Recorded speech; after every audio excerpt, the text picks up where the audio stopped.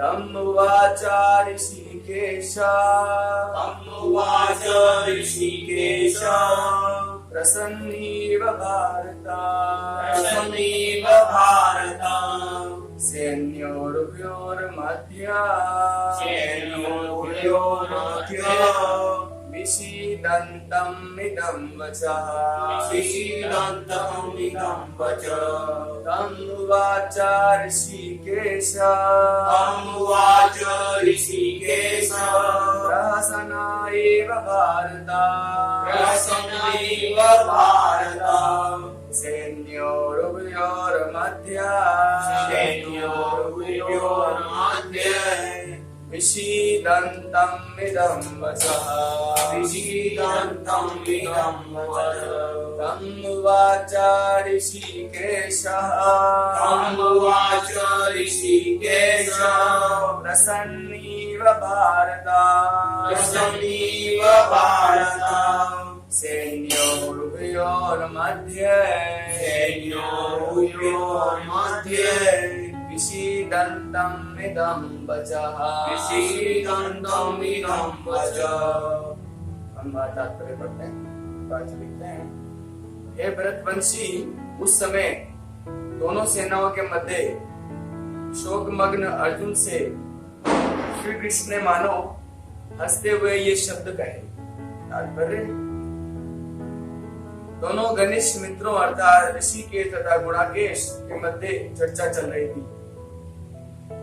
मित्र के रूप में दोनों का पद समान था, किंतु इनमें से एक स्वेच्छा से दूसरे का शिष्य बन गया।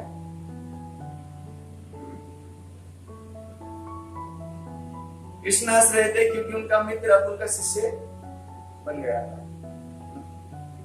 यहाँ पर क्या है ना, ये घनिष्ठ मित्रता के बारे में बता रहे हैं। हाँ, तो भगवान जो होते हैं वो बड़ा प्रेम करते हैं।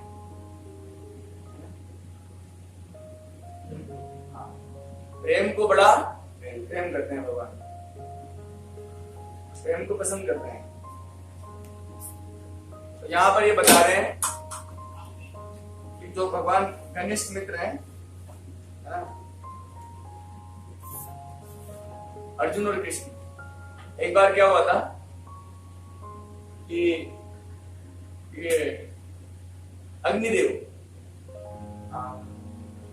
उस समय भगवान कृष्ण आए हुए थे द्वारिका से, इंद्रप्रस्थ राज्य बनने की बात है। तो दोनों मित्र थे, अर्जुन और कृष्ण दोनों बैठे हुए थे थोड़ा सा दूर आगे, यमुना जी के आसपास कहीं बैठे हुए थे। तो वहां पर एक ब्राह्मण आए, बहुत तेजस्वी ब्राह्मण थे।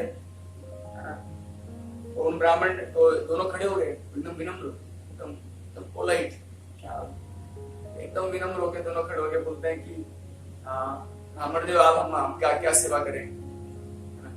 तो अर्जुन ने पूछा, क्योंकि कृष्ण तो बोल नहीं सकते ना, उनका राजा ही।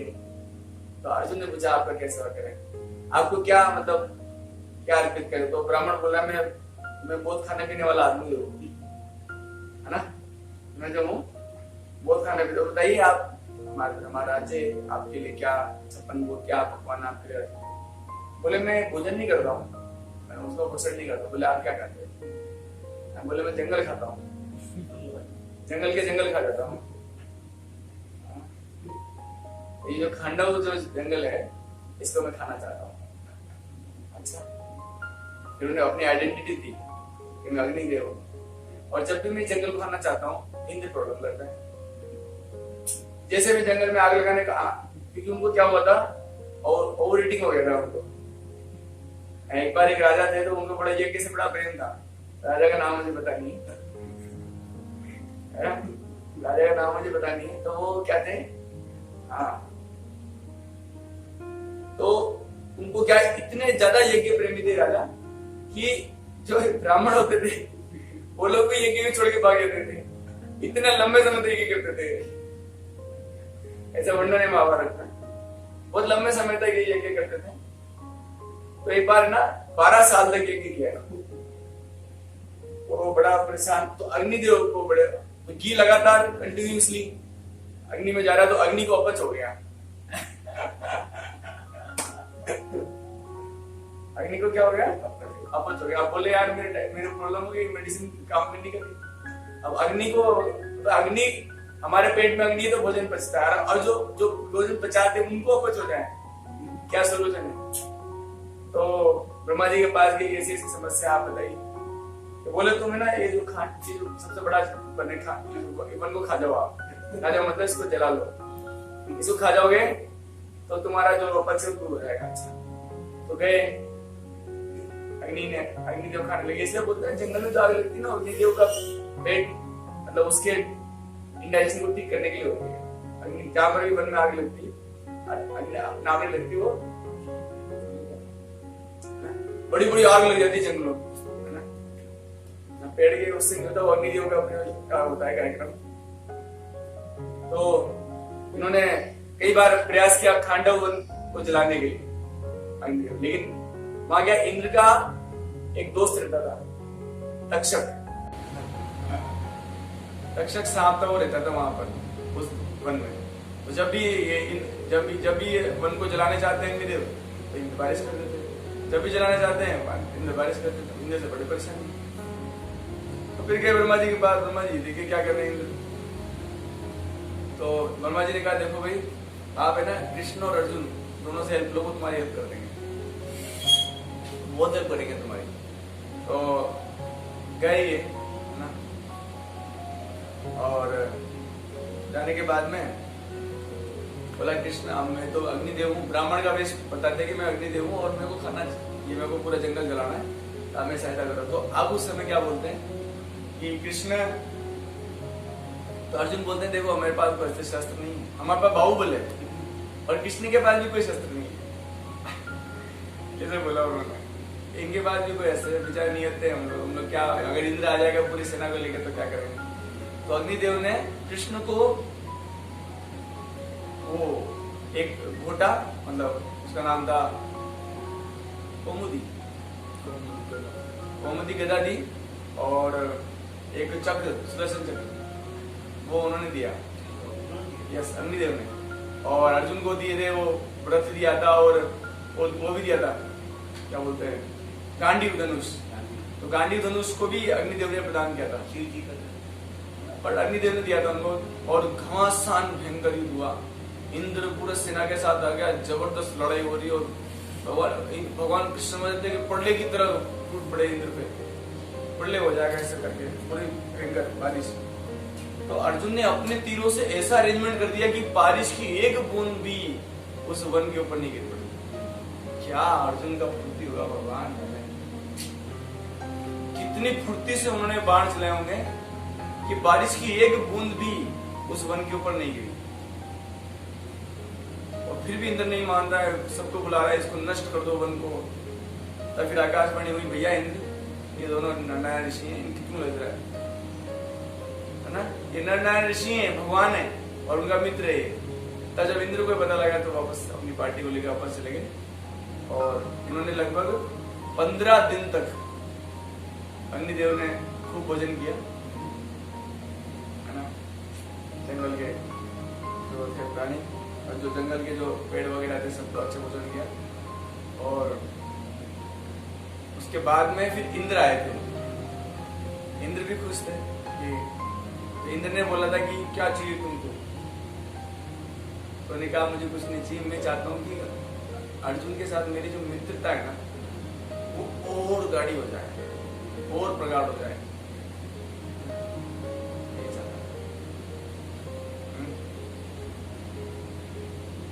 यहाँ पर जैसे प्रभुपाद जी के दो घनिष्ठ मित्र, तो भगवान का स्वभाव जो है ना, भगवान के स्वभाव में एक चीज खासियत है कि वो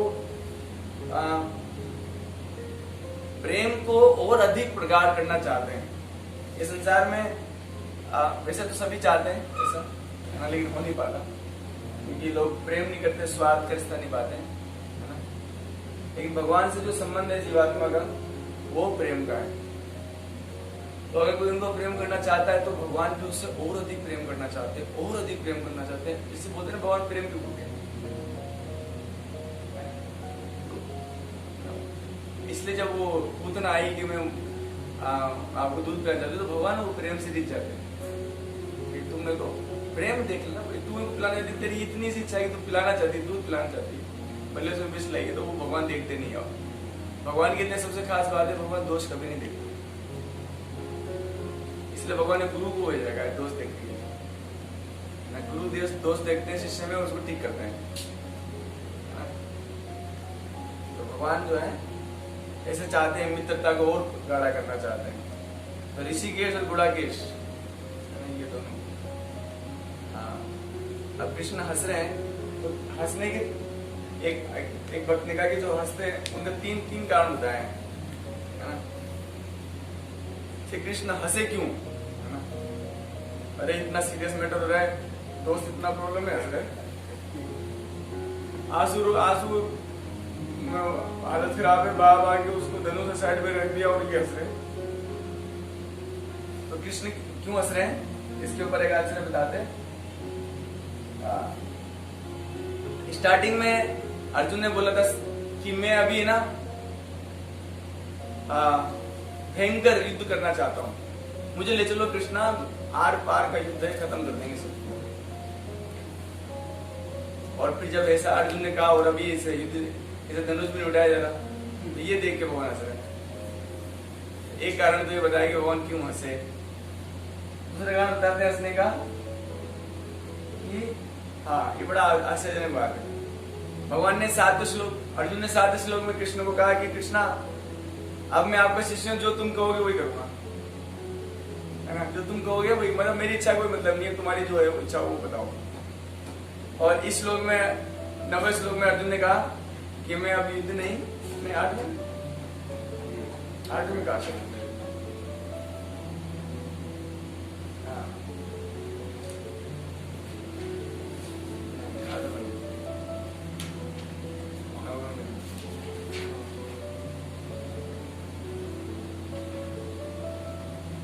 युद्ध नहीं करना चाहते हैं, है ना।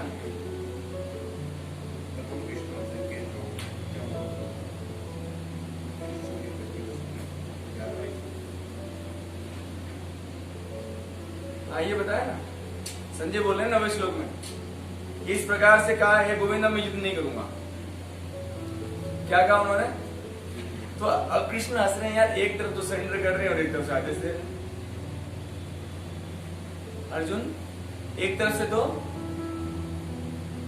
बोलने की जो आप कहेंगे वही करूंगा, और एक तरफ से अपना फैसला सुना दिया कि मैं युद्ध नहीं करूंगा। तो कृष्ण देख रहे थे कोई इसको शरणागति भी नहीं करनी आती, है ना, इसको शरणागति भी करनी नहीं आती। और तीसरा एक कारण बताते हैं भगवान के हंसने का, कि वो अपने दोस्त को, अपने मित्र को ये गाइडेंस बताना चाहते हैं, मतलब ये क्या बोलते हैं उसको, सांत्वना देना चाह रहे हैं कि don't worry Arjun, I am with you, don't worry. हंस रहे हैं ना, ताकि उसको अच्छा फील हो, गुड फील गुड। तो 3 कारण बताए जाते हैं भगवान के हंसने। अच्छा, हाँ, सबों के, फिर आगे प्रभुपाद लिखते हैं, सबों के स्वामी होने के कारण वे सदैव श्रेष्ठ पद पर रहते हैं, तो भी भगवान अपने भक्त के लिए सखा, पुत्रता, प्रेमी बनना स्वीकार करते हैं।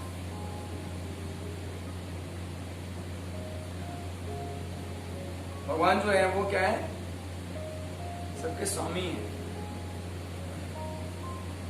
स्वामी मतलब जिनको किसी आदेश की जरूरत नहीं है, जिनको कोई आदेश दे नहीं सकता, और जो आदेश पालन करने के लिए बाध्य नहीं है। हम हैं आदेश पालन करने के लिए बाध्य।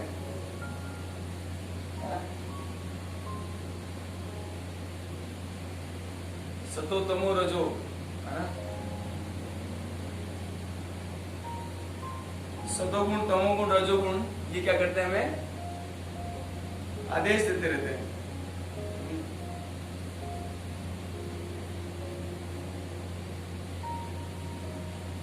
हम कभी ऐसा नहीं किया, हमको लगता है ऐसा, जैसे कि मैं कहता हूँ आप कर रहे हो, मैं आप इंजॉय कर रहे हो, बोलेंगे आप इंजॉय नहीं कर रहे।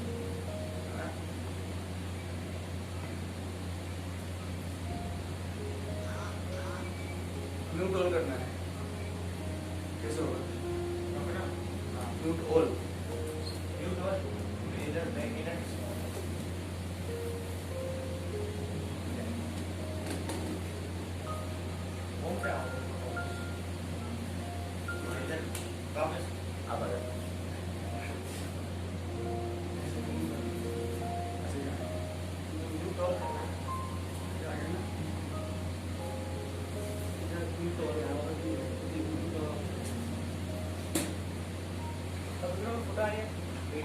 आपको व्यू कॉल ऑप्शन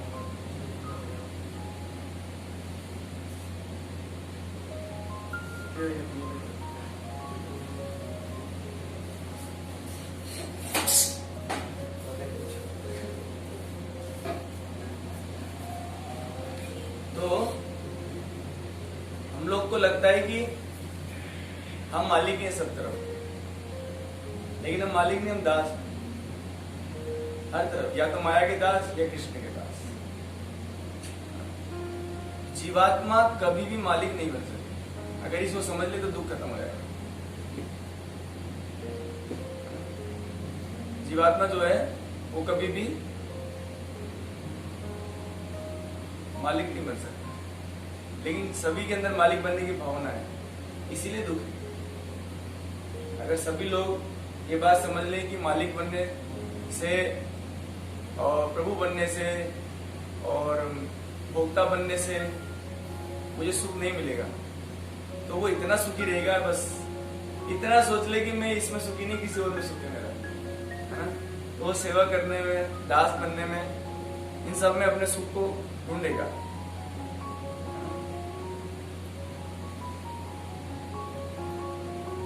तो यहाँ पर प्रभुपाद जी कह रहे हैं कि सबों के स्वामी होने के कारण भगवान जो है सदैव श्रेष्ठ पद पर रहते हैं। सदैव वो कैसे भी हैं, वो श्रेष्ठ है। छोटे बच्चे हैं तब भी श्रेष्ठ है, बड़े हैं तब भी श्रेष्ठ है ना। तो शांति दूत बनते हैं तब भी श्रेष्ठ है, रण को छोड़ देते हैं तब भी श्रेष्ठ है।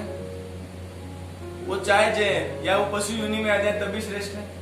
चाहे भगवान बरा बन जाए, चाहे भगवान कछुआ बन जाए, चाहे भगवान नरसिंह बन जाए, भगवान हमेशा श्रेष्ठ रहते हैं।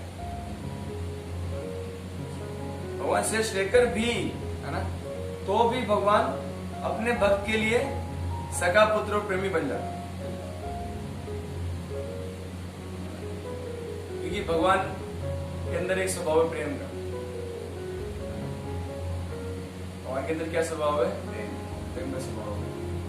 तो इसलिए कोई भक्त उनको, क्योंकि प्रेम के 5 संबंध हम जानते हैं: वात्सल्य, साख्य, माधुर्य, दास्य और शांत।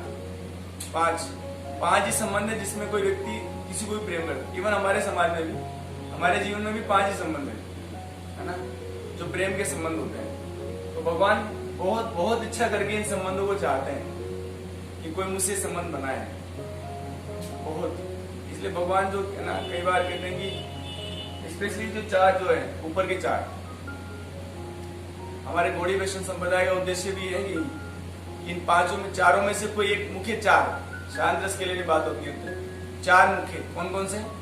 दास्य, साख्य, वात्सल्य और माधुर्य। इन 4 में से किसी भी एक संबंध में भगवान से स्थापित हो जाए। लेकिन ये एकदम से नहीं होगा। जब तक अनर्थ निवृत्ति नहीं होगा तब तक हम इसमें से कोई भी संबंध को समझ नहीं पाएंगे, है ना। क्योंकि अगर आपके अंदर प्रेम है तो अनर्थ नहीं होना चाहिए ना। तो प्रेम है नहीं, हम आर्टिफिशियली करेंगे तो फिर वो ठीक नहीं है। इसलिए बोलते हैं गुरु की सेवा पहले करते हो, है ना। तो गुरु की सेवा जो गुरु बता रहे वो करो। गुरु बोले जब कर लो, कर लिया, और गीता भागवत पढ़ लो, पढ़ लिया। तो गुरु की सेवा करते करते करते करते जब वो हम पे कृपा करेंगे, ध्यान रखिए, गुरु की कृपा के बिना हमारा कुछ भी कल्याण नहीं होने वाला।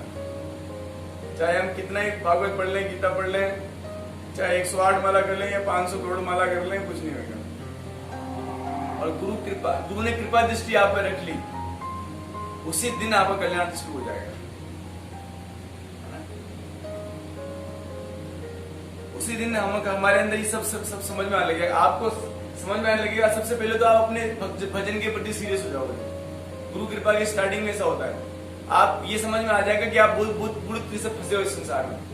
बिना गुरु कृपा के आप ये भी नहीं समझ पाओगे कि आप फंसे हो इस संसार में। आपको लगेगा बहुत बढ़िया स्थान है, मजेदार है एकदम। फिर आप भजन को सीरियसली करने लगोगे। आप सोचोगे मुझे निकलना है यहाँ से, इस मटेरियल वर्ल्ड से मुझे निकलना है, ये सोचने लगोगे।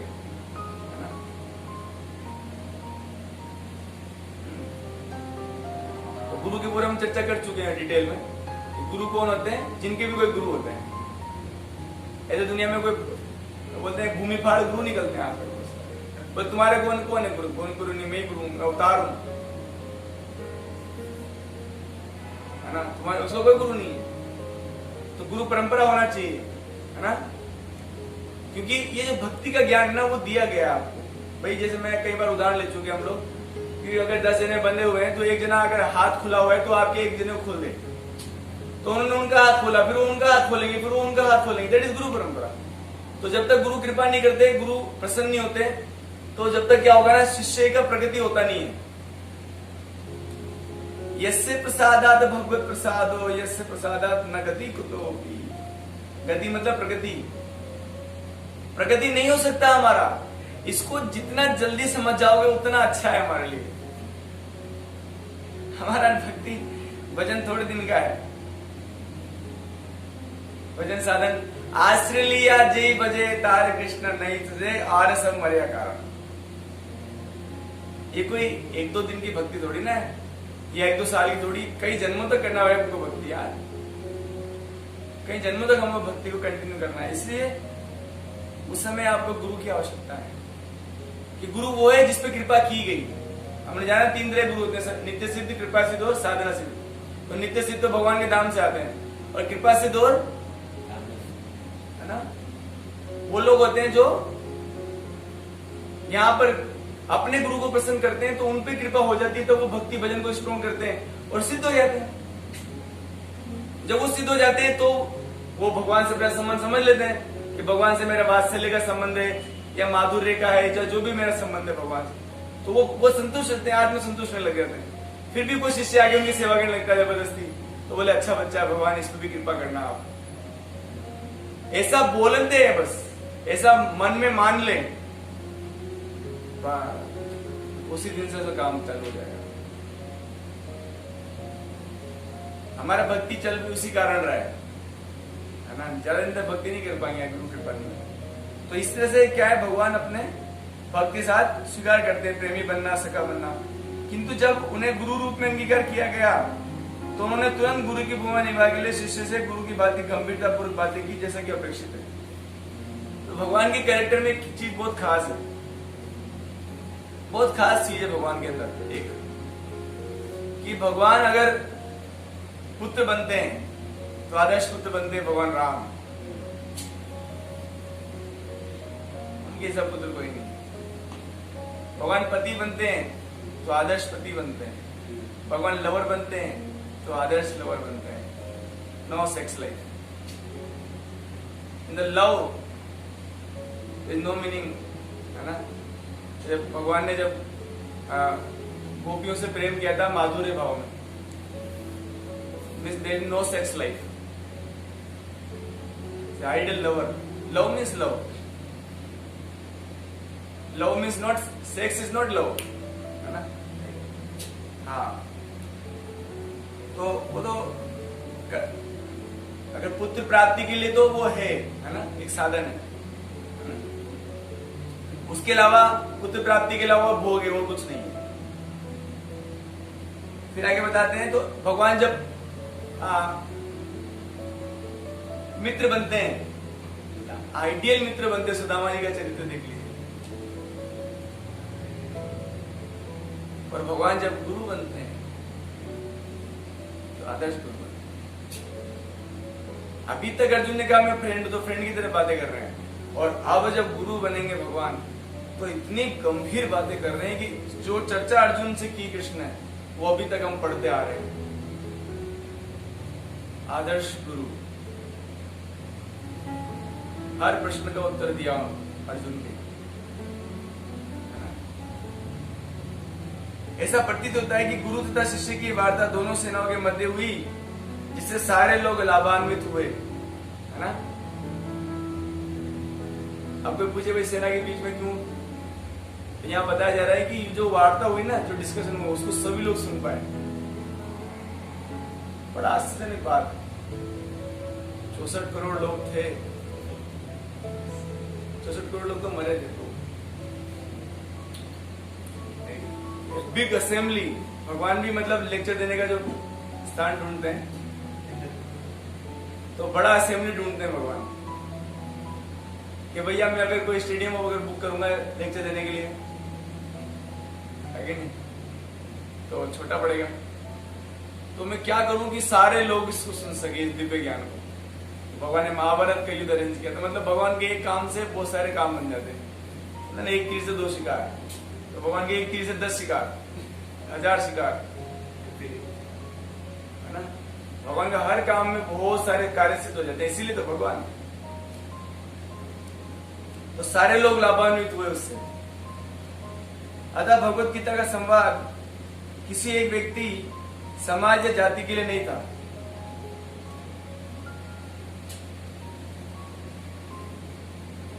कोई व्यक्ति या मैं कहूँ कि क्षत्रिय समाज या ऐसा नहीं था, वो सभी के लिए था, है ना। अतः सुनने के लिए शत्रु तथा मित्र समान रूप से अधिकारी। तो भगवान ऐसा जब चूज करते हैं कोई स्थान, तो विशेष स्थान चूज करते हैं। प्रश्न होता है कि मुझे इतना सुन कैसे पाए लोग। तो एक बात बता रहे थे कि जब नैमिषारण्य में 88,000 ऋषि इकट्ठे हुए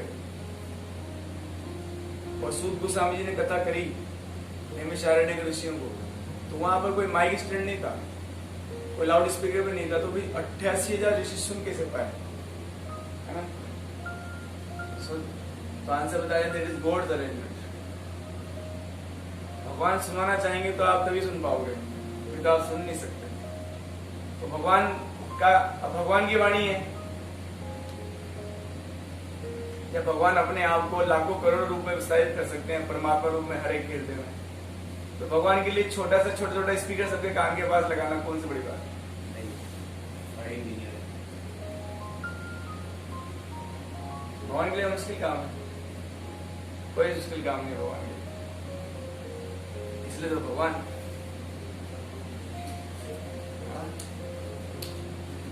हाँ। तो अब कुछ हमारे पास समय बाकी है, तो हम कुछ चर्चा करेंगे। यहाँ पर ये श्लोक जो कहा जा रहा है संजय के द्वारा धृतराष्ट्र कहा जा रहा है, तो वहां पर भारत शब्द प्रयोग किया गया धृतराष्ट्र के लिए। क्या शब्द प्रयोग किया गया? भारत, है ना। तो जो भारत है ये कईयों के लिए, अर्जुन के लिए भी भारत प्रयोग किया गया बहुत जगह, भगवान कृष्ण ने कई बार। ये तो संजय के द्वारा बोला गया श्लोक है। तो भारत क्यों कहा जा रहा है इनको, धृतराष्ट्र को? बताते हैं कि जिन्होंने भरत वंश में, उनको भारत कहा गया। तो हमारे इतिहास में 3 भारत है, 3 भरत हुए। जिन्होंने भरत वंश में जन्म लिया वो, है ना, उनको भारत कहा जाता है। जैसे कि कुंती पुत्र को कौन्तेय कहा गया, अर्जुन को पार्थ कहा गया, प्रथा का पुत्र, है ना। तो वैसे भारत किसको कहते हैं? इसमें देखो ना, तमुवाचा ऋषिकेश प्रसन्निव भारत। ये भारत शब्द किसके लिए प्रयोग किया जा रहा है? भारत शब्द प्रयोग किया जा रहा है धृतराष्ट्र महाराज के लिए, क्योंकि वो भी भरत वंशी थे। तो 3 भरत हैं, एक तो भगवान राम के छोटे भाई भरत, है ना, एक कौन है? जड़ भरत, है ना, एक और ये भरत, 4 भरत हो गए, तो है ना। एक भरत महाराज कौन थे? भगवान राम के छोटे भाई। दूसरे कौन थे? भगवान ऋषभ देव के सबसे बड़े पुत्र भरत महाराज। और उन्हीं के नाम से हमारे देश का नाम भारत पड़ा था। नहीं तो उससे पहले भगवान को, मतलब हमारे देश को कहा जाता अजनाब। क्या कहते थे उसको? अजनाब वर्ष कहा जाता था। भारत वर्ष तब पड़ा जब भरत महाराज ने साम्राज्य किया भारत के ऊपर, चक्रवर्ती सम्राट बने, तब इसको भारत कहा गया। और एक तीसरे और भारत थे, राजा दुष्यंत के पुत्र, दुष्यंत शकुंतला के पुत्र भरत। ये 9वें भागवत के 9वें स्कंद में कथा आती, और बड़े खतरनाक थे बचपन से, है ना। और इनका विवाह गंधर्व विवाह से हुआ था। शकुंतला और दुष्यंत का विवाह गंधर्व विवाह हुआ था, है ना। और उनसे भरत उत्पन्न हुआ था, और बड़ा खतरनाक भरत था। छोटी उम्र में वो शेर वेर को पकड़ के उसको बांध देता था, इतना बलवान था। कभी कभी तो हाथी और शेर सबको एक साथ रस्सी में बांध के पकड़ देता था। 3-4 साल का लड़का था। ये होता है क्षत्रिय, मतलब उसने जन्म से साबित कर दिया मैं क्षत्रिय हूं। और इन्होंने, राजा भरत ने हमारी धरती पर 27,000 साल तक राज्य किया था, 27,000 years। और जानते हो कितने अश्वमेध यज्ञ किए थे? होश हो जाएंगे सभी, कितने अश्वमेध यज्ञ किए थे। अब ये लोग यज्ञ क्यों करते थे? यज्ञ क्योंकि भगवान की प्रसन्नता। क्योंकि यज्ञ में भगवान को जो आहुति देते हैं, द्रव्य वगैरह प्रदान करते हैं। अनेक तरह के यज्ञ होते हैं। भगवत गीता के 4th अध्याय में बताते हैं द्रव्य यज्ञ, ब्रह्मचर्य यज्ञ और विवाह यज्ञ, वर्णाश्रम यज्ञ, अनेक अनेक यज्ञ के विधान। यज्ञ का मतलब होता है जो कार्य भगवान को प्रसन्न करे उस यज्ञ कहते हैं। अगर हम पढ़ाई कर रहे हैं भगवान की प्रसन्नता के लिए तो पढ़ाई करना भी यज्ञ है। हाँ, जिस भी काम के लिए आप भगवान की प्रसन्नता सोचते हो और उससे आप प्रसन्न होने भी चाहिए हो ना। भाई आपने सोचा इसके 2-4 थप्पड़ मार देता हूं भगवान की प्रसन्नता के लिए, नहीं। हर वो कार्य जिससे भगवान प्रसन्न हो, आपको कैसे पता लगेगा कि वो प्रसन्न हो गए भगवान? रिटर्न में आपको प्रसन्नता मिलेगी। हाँ, तो इन्होंने अश्वमेध यज्ञ किए थे 3,300।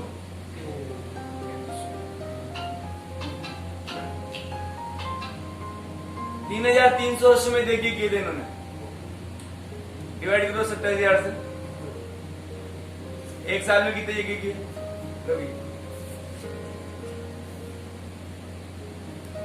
एक साल में कितने यज्ञ किए होंगे?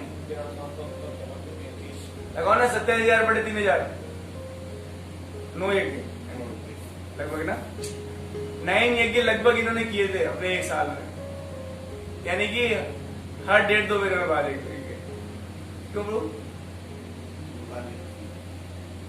हाँ, मतलब मुझे यज्ञ कहते थे। 3,300 यज्ञ किसे कहते हैं? अश्वमेध वो भी बस छोटा मोटा यज्ञ नहीं, बहुत पैसा लगता है उसमें।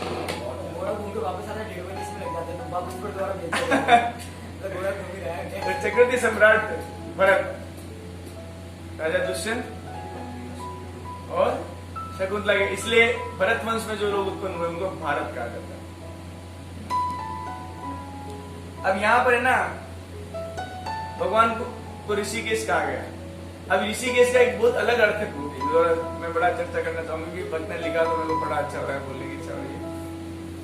हमने आज तक ऋषिकेश मतलब समझा जो इंद्रियों के स्वामी होते हैं, मतलब हमारी इंद्रियों को कंट्रोल करते हैं,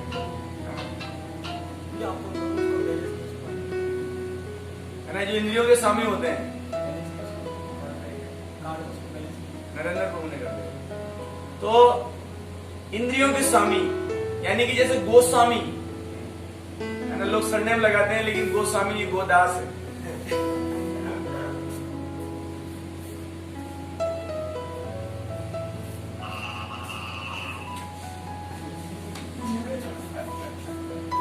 है ना, इंद्रियों के स्वामी, गो का मतलब होता है इंद्रियां और स्वामी मतलब इंद्रियों का जो कंट्रोल करता है इंद्रियों को, ना इंद्रियों का स्वामी होता है। जो जैसा मालिक आदेश दे वैसे इंद्रियों को करना होता है, लेकिन यहाँ तो होता है इंद्रिया आदेश करती है वो हमको करना होता है। इसलिए हम लोग जो गोस्वामी लगाते हैं वो तभी लगाए जब वो इंद्रियों के स्वामी हो जाए। तो मतलब गोस्वामी मतलब जो उनको ये आशा करते हैं कि गोस्वामी बने, इसलिए जो महाराज जी होते हैं, है ना, हमारे गुरु महाराज होते हैं, उनको गोस्वामी कहा जाता है। परम पूज्य अनेक हमारे परम पूज्य लोकनाथ गोस्वामी महाराज, परम पूज्य राधानाथ गोस्वामी महाराज, परम पूज्य गोपाल कृष्ण गोस्वामी महाराज। गोस्वामी मतलब इंद्रियों के स्वामी, है ना। तो भगवान भी इंद्रियों के, अब इसमें तो ये कहा, लेकिन भगवान को कहा ऋषिकेश मतलब इंद्रियों के स्वामी। ऋषिक और एश, है ना, ऋषिक मतलब इंद्रिया और एश मतलब ईश्वर, इंद्रियों के ईश्वर कंट्रोलर। तो एक भक्त ने लिखा बहुत सुंदर ऋषिकेश के ऊपर कि भगवान जो है वो इंद्रियों के स्वामी थे। भगवान कभी भी इंद्रियों से प्रभावित नहीं होते थे।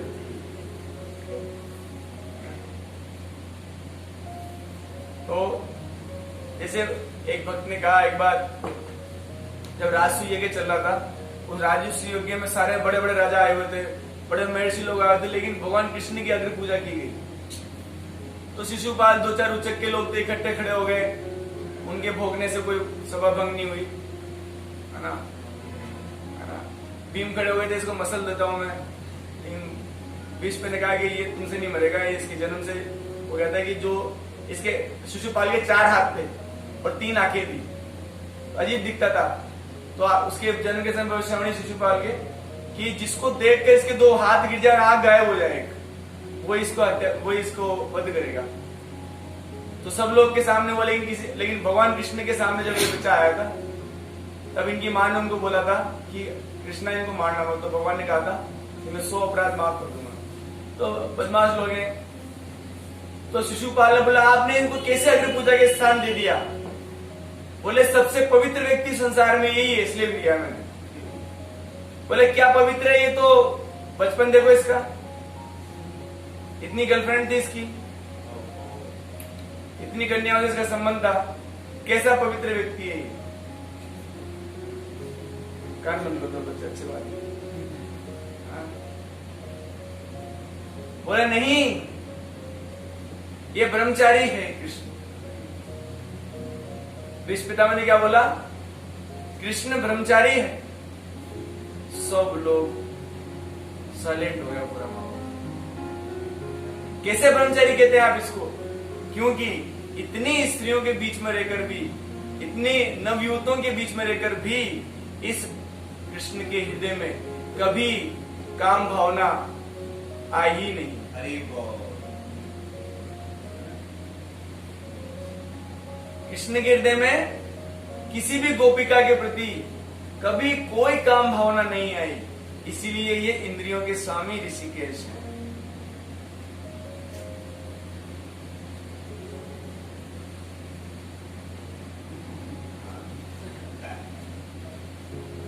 इतनी सारी है ना, वो नवयुक्त कृष्ण तो ये नवयुक्तियां थी, फिर भी भगवान के हृदय में कभी कोई काम भावना का वास नहीं था। और ये उस व्यक्ति ने कहा जो आजीवन अखंड ब्रह्मचारी थे, भीष्म पितामह।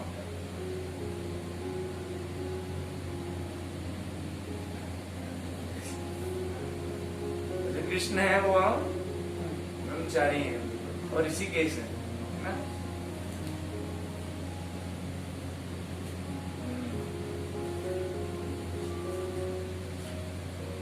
लास्ट एक शब्द है ना, संजय बोल रहे हैं इदम वचः।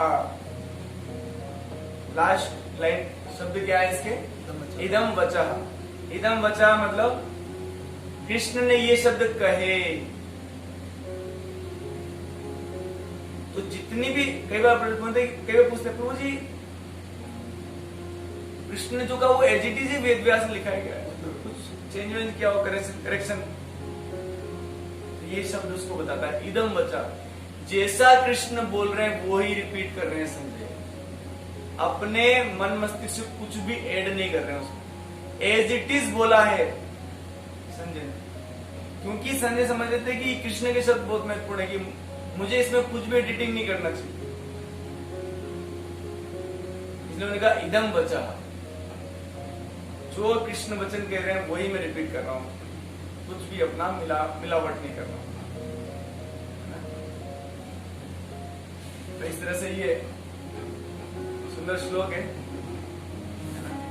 और एक भगवान की हंसी के ऊपर एक वर्णन है कि भगवान का स्माइलिंग लेने के लिए तो सभी लोग तरसते हैं, है ना। कि भगवान के हंसने के लिए, वैसे भगवान कभी दुखी नहीं होते। अगर भगवान की स्वभाव को समझ जाएंगे कि भगवान दुखी नहीं होते तो हम भी दुखी नहीं होंगे। एक तो भगवान ऐसे दुखी नहीं होते कि भगवान कोई एक्सपेक्टेशन किसी से नहीं करते। भगवान कभी भी किसी जीव से कोई एक्सपेक्टेशन नहीं करते, इसलिए कभी दुखी नहीं होते। और भगवान को किसी भी चीज की कोई इच्छा नहीं है, ना कर्म फलेश प्रहा, कुछ नहीं चाहते भगवान, आत्म संतुष्ट, हैप्पी। हम लोग क्यों दुखी हैं? कुछ ना कुछ तो चाहिए।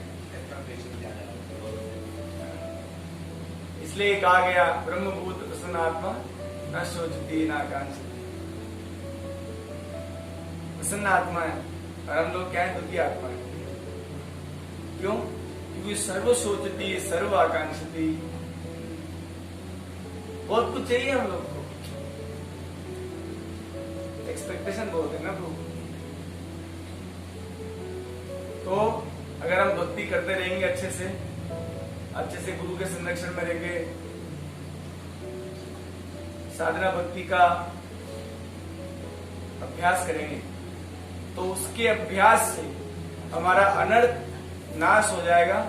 और अनर्थ के नाश होते ही बस इतना सा करना है, अनर्थ तक दुख है हमारे भक्ति में, जीवन में भी अनर्थ तक दुख है, क्योंकि भक्ति करने की इच्छा नहीं होती ना, सुबह उठने की इच्छा नहीं होती, माला करने की इच्छा नहीं होती, लेकिन अनर्थ निवृत्ति तक इस चीज को सहन कर लीजिए बस। अनर्थ निवृत्ति होते ही, मतलब अनर्थ निवृत्ति के लिए बोला जाता है इस तरह से वो स्टेट, क्यों? मतलब क्या बोलते हैं इसको? चढ़ाई। तो चढ़ने में बहुत कष्ट होता है, हर व्यक्ति जानता है। और जब अनर्थ निवृत्ति हो जाता है तो ऐसे हो जाता है स्टेट, इजीली चलता है। और प्रेम के स्तर पर ऐसे चलता है, दौड़ते हैं भगवान की तरफ, है ना। भाव और प्रेम की तब तो मन भागता है ना। साधना भक्ति के स्तर पे मन को लगाना पड़ता है, फोर्स है ना भाई, आप ग्रेविटी के अगेंस्ट लगा रहे हो उसको, तो इसलिए क्या होगा ना, वो जाना नहीं चाहेगा ना ऊपर, तो आपको लगाना पड़ेगा आपको। इसी को साधना भक्ति कहते हैं। और जब अनर्थ निवृत्ति हो जाएगी तो ऐसा हो जाएगा स्टेज। फिर भी आपको चलाना पड़ेगा, लेकिन इतना दिक्कत नहीं है कि जितना अनर्थ निवृत्ति तक आ गई। और जैसे भाव के स्तर पे आ गए फिर तो भगवान की तरफ लुढ़कोगे आप, है ना। हरे कृष्णा हरे कृष्णा